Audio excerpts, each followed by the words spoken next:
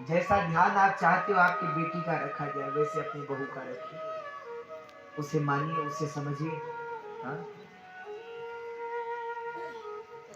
अच्छा आप लोगों ने देखा होगा जब बेटी विदा होती है, घर से निकलती है और घर से पहला चरण बाहर रखती है, दहलीज से बाहर रखती है पिता की, तो वो हाथ में चावल कुछ सिक्के रखती है और उसको पीछे के लिए उछालती है। आपने तो देखा होगा। क्यों करती है जानते हो? क्योंकि बेटी को हमारे यहाँ लक्ष्मी कहते हैं, और वो लक्ष्मी जब उस घर से बाहर जाती है तो जो लक्ष्मी मैया है उनसे कहकर जाती है, मैं जा रही हूं पर मेरे पिताजी का घर मत छोड़ना। मैं जा रही हूं लेकिन मेरे साथ लक्ष्मी, हे मां तुम मत आना, तुम मेरे पिता के घर में रहना। मेरे पिता को, मेरे परिवार को, मेरे भाइयों को, सबको स्वस्थ रखो, सबके मंगल की कामना करती है वो, और जीवन भर उसके लिए बहुत बड़ा सहारा होता है क्या? पिता। अच्छा, बेटी और पिता का संबंध ही संसार में दूसरा है, अलग संबंध है। इसलिए जब बेटी, जब तक उसके पिता जीवित है ना, आप देखिएगा, जब तक बेटी के, कन्या के पिता जीवित हैं तो ससुराल में जाने के बाद भी वो अपने मायके पर पूरा अधिकार समझती है। उसको ये लगता है कि अभी तो मेरे पिताजी हैं, अभी ये घर भी मेरा है। और आप कभी देखना, जिस दिन बेटी के पिता की मृत्यु होती है ना, उस दिन आप उसको रोते हुए देखना। क्यों? क्योंकि वो रोते हुए कहती, आज से ये घर छूट गया। पिता के मरने के बाद बेटी से अब मायका उसका नहीं रहा है, भले भाई कितने भी अच्छे हो, सब परिवार अच्छा हो, पर जिस दिन पिता चले गए उस दिन बेटी का मायका चला गया, समाप्त तो हो गया। भैया, बड़ा अद्भुत संयोग भगवान का है, पर धन्य है नारी। कितने रूप हैं, कहीं माँ है, कहीं बेटी है, कहीं बहन है, और कई कई माताएं बड़ी नाराज होती हैं।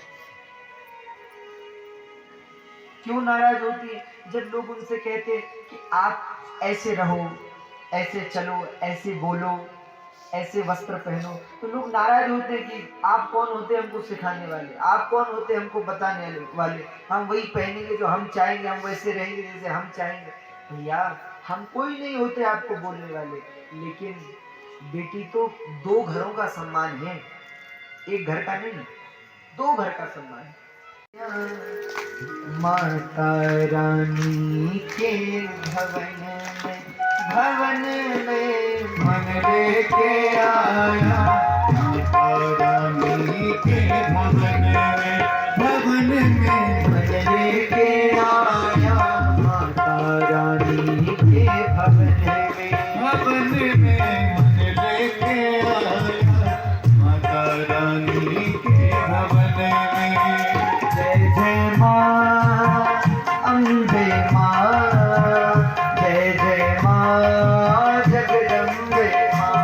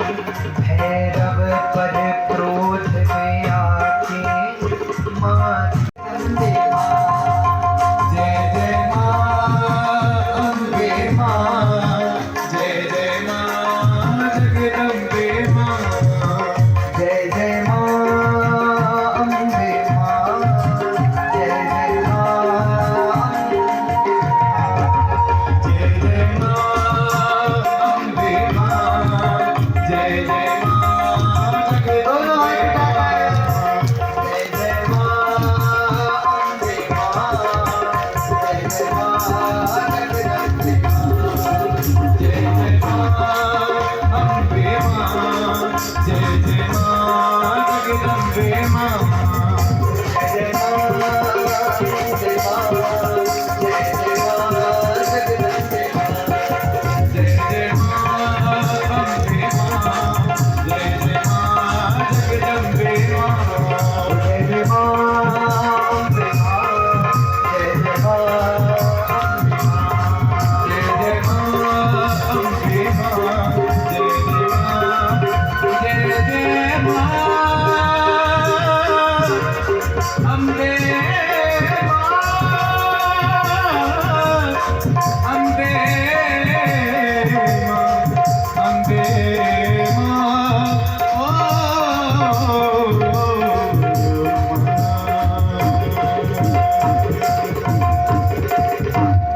बोले जगदम्बे मैया की जय धारी मैया की जय नैना मैया की की जय ज्वाला शरीर है।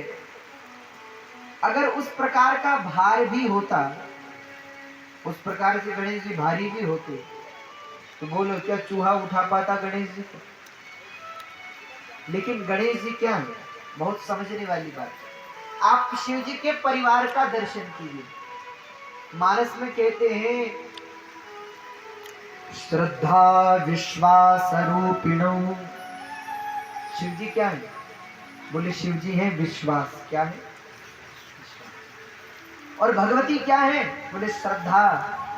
देखो, अगर किसी के पास श्रद्धा है और विश्वास नहीं है तो नहीं बनेगा काम, और किसी के पास विश्वास है पर भगवान के प्रति श्रद्धा नहीं है तो भी काम नहीं बनेगा।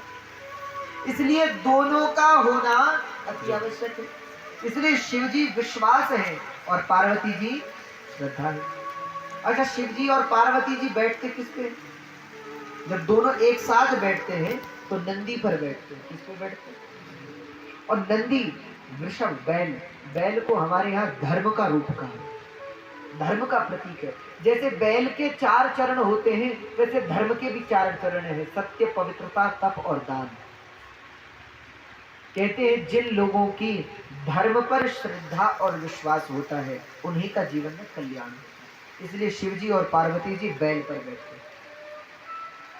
अच्छा, शिव जी और पार्वती जी के पुत्र भी हैं। कौन? गणेश जी और कार्तिकेय जी। कार्तिकेय जी क्या है? त्याग।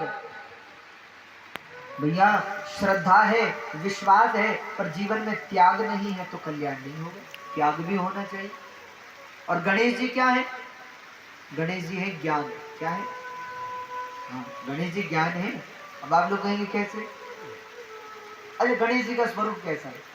लंबोदरम परम सुंदर एकदंतम रक्तांबरम त्रिनयनम परमं पवित्रम उद्यद्दिवाकर करोज्ज्वलकाय कांतम विघ्नेश्वरम सकल विघ्नहरम नमामि। गणेश जी कैसे? लंबोदरम। सबसे पहला तो उदर का मतलब होता है पेट। लंबोदरम, बड़ा सा पेट है गणेश जी का।